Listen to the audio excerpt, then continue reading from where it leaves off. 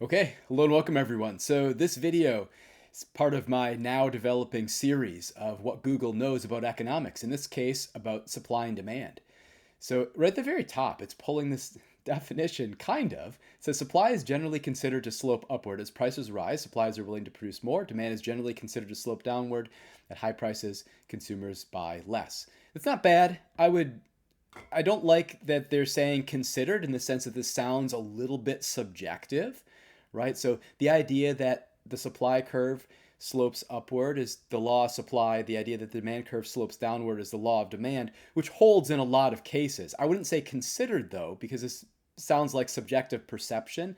I would say supply is maybe generally expected or modeled as upward sloping, although you could get relatively flat supply, particularly in the very long run. So anyway, that's just kind of a little bit of a technicality. Let's see what it says here. So pulling the definition from Wikipedia, in microeconomics, supply and demand is an economic model of price determination in a market, postulates holding other things equal in a competitive market, the unit price for a particular good, I'm sure it's going to say something, is corresponding to the intersection of the supply and demand curve. The equilibrium price is going to be the price at which the quantity demanded equals the quantity supplied. That'd be right here on this graph.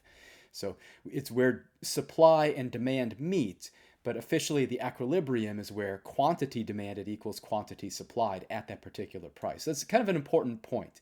I have a video that's called, I always forget what the video is called. I think it's called Supply and Demand Model Explained, or it could be all about supply and demand or whatever. I always type one or those or the other into my YouTube channel search bar, and then it pulls up the video. You'll know it right away because I'm wearing this a black shirt with a brown professor costume, and then I make a comment about wearing brown and black together, which I think people should be allowed to do because I think it looks actually pretty cool. But whatever. So how do you explain supply and demand? Well, that's interesting. I wonder exactly what they're going to go into here. I mean, supply is going to be the entire relationship of all the prices and quantities supplied, entire set of plans producers would have. When faced with a particular price, they'd execute that plan and bring whatever is that amount to the market. And that would be their quantity supplied at that price. Demand would be like consumer set of plans. It would be at a given price, how much are you willing and able to buy? If the at a different price, how much are you willing and able to buy? And the entire collection would be what we call supply and demand. So what's it going to say? Supply is the amount of a specific good or service that's available in the market. Oh, that's a bad definition. Demand is the amount of the good the consumer or amount of the good or service the customers want to buy. These are terrible definitions. So in an economics class, we would call quantity supplied the amount of the specific good or service that's available in the market. And quantity demanded is the amount of the good or service that customers want to buy at a specific price. Supply then would be the collection of all quantities supplied at all possible prices. Demand would be the collection of all quantities demanded at all possible prices. But that's not surprising because this source is netsuite.com, which I don't know anything about. Maybe they're reputable in whatever it is that they actually do, but it's not economics. So, all right, what's a good example of supply and demand? What's this going to tell us? Most common example of demand and supply is of price fluctuation of securities. Stock market analysts study both supply and demand of stocks to predict future price trends. That's bizarre. But of course, like Wall Street Mojo is going to talk about stock prices, right? So that's on brand. I don't know if I'd call the most common example of demand and supply being the price fluctuation of securities. That's weird. Sometimes people try to say the most common example of a perfectly competitive market is securities prices, stock trading, and I disagree with that also. But I have less of a disagreement with that than this right here. That's a little bit bizarre. What are the four basic laws of supply and demand? Are there four basic laws of supply and demand? I mean, there's the law of demand and there's the law of supply.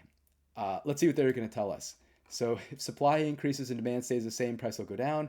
If supply decreases and demand stays the same, price will go up. If supply stays the same, this is comparative statics. This isn't saying anything about like four basic laws. So this must just be, again, Google's algorithm is just calling this four basic laws. So what this is doing, comparative statics means what happens if we get an increase in demand and an increase in supply to the equilibrium price and quantity. It's basically like what happens to the equilibrium after whatever changes. So firstly, we want to think of like what's going on, what's causing supply or demand to change or whatever. So we'd have our entire list of demand of shifters, of determinants of demand, entire list of determinants of supply.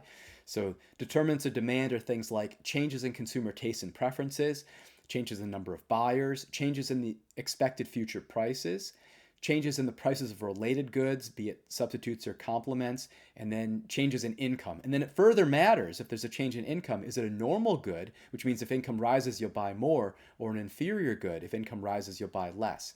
So that way, like if you get an increase in income, you get a rightward shift of demand, an increase in demand if it's a normal good, but you get a leftward shift if it's an inferior good.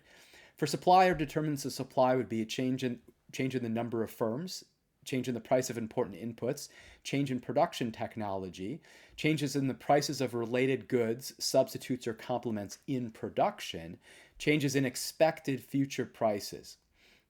So what this is doing here, though, is it's basically saying, the way that I like teaching this, the way that I teach what they're calling the 4 basic laws of supply and demand, is we want to know what's going to happen to the equilibrium price and quantity when demand or supply shift. And the first place to start is to think about what happens if what happens when one moves in isolation. So if supply increases and demand stays the same, if supply decreases, demand stays the same, if supply stays the same, demand increases, supply stays the same, demand decreases.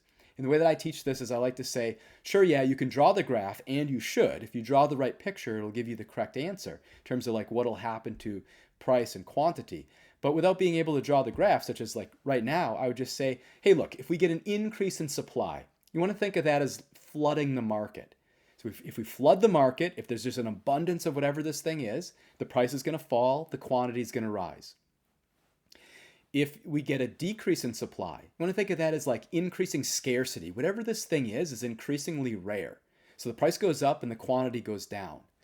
If you get an increase in demand, I like thinking about that as a situation where there's a lot of hype and consumers are competing with each other, driving up the price. Quantity rises also.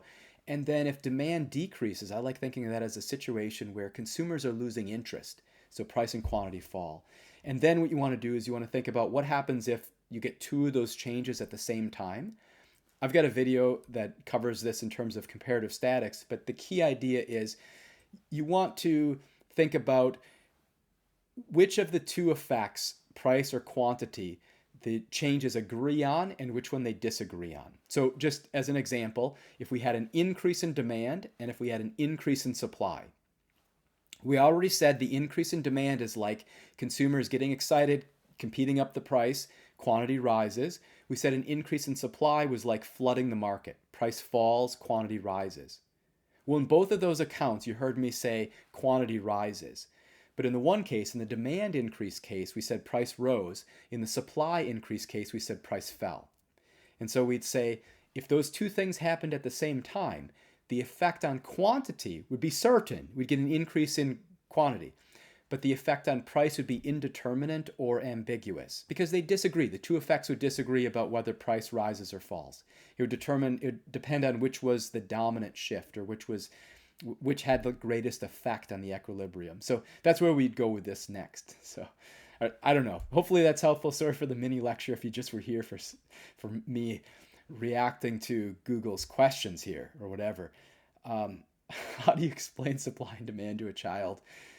I mean, so you'd probably be talking about, I don't know, lemonade stand economics or something along those lines, right? I wonder what it's going to say. So supplies, timeforkids.com. Okay, so it's going to say basically the same thing. Demand is how much people want it. Supply is how much there. This is a terrible definition again. So supply is the amount there is of something. I mean, I see why they do it, and for people outside of an economics class, it's not as terrible as I said. But you should think of supply as the entire relationship of all possible quantities supplied at given prices, demand as the entire relationship of all amounts people would be willing to buy at all possible prices. And the way that they're using in this context, I would think this is a little bit closer to quantity supplied and quantity demanded. When there's more demand than supply, prices go up. Oof. That gets people into so much trouble if they talk about more demand than supply or whatever. The better way to say this would be, if demand there's 2 problems. When there's more demand than supply, prices go up. So one thing would be, If we talked about an increase in demand, like demand increases and who knows what happens to supply, yes, price goes up, quantity goes up. Another thing we could say is if there's a greater quantity demanded than quantity supplied at a specific price, then we've got a shortage, and then the price needs to go up to remedy the shortage. I don't know. This is that it's a questionable. Some of these are questionable sources, I guess. How do you control demand? Uh, what's an example? Is yeah, I don't know. This is it's hurting my heart to read some of those. I don't know. I would say probably if you want to learn more about supply and demand, maybe this is an okay starting place. I'd click right here through Wikipedia probably pretty quick, and I think this is probably going to be the thing to do. So let's see. Um, Postulates holding other things equal in a competitive market, unit price for a particular good will vary until it settles at a point where quantity demanded will equal the quantity supplied, resulting in equilibrium. Boy, that's a long way to say. So eventually it got to what I initially said, if you remember at the beginning of the video, where I said like it's the price and then the quantity demand equals quantity supplied. Uh, and then, yeah, they're talking about how we might expect in the supply and demand model eventually we'll reach an equilibrium. So I told the story of like a situation where there'd be a shortage, right? Quantity demand is greater than quantity supplied, and we should expect the price to rise to remedy the shortage. In doing so, it would restore the equilibrium. I don't know. This is also questionable. I guess you're just going to have to watch my supply and demand video. Sorry for that plug, but that's just the truth. That's what you're going to want to do. So anyway, I hope you enjoy this video. See you next time.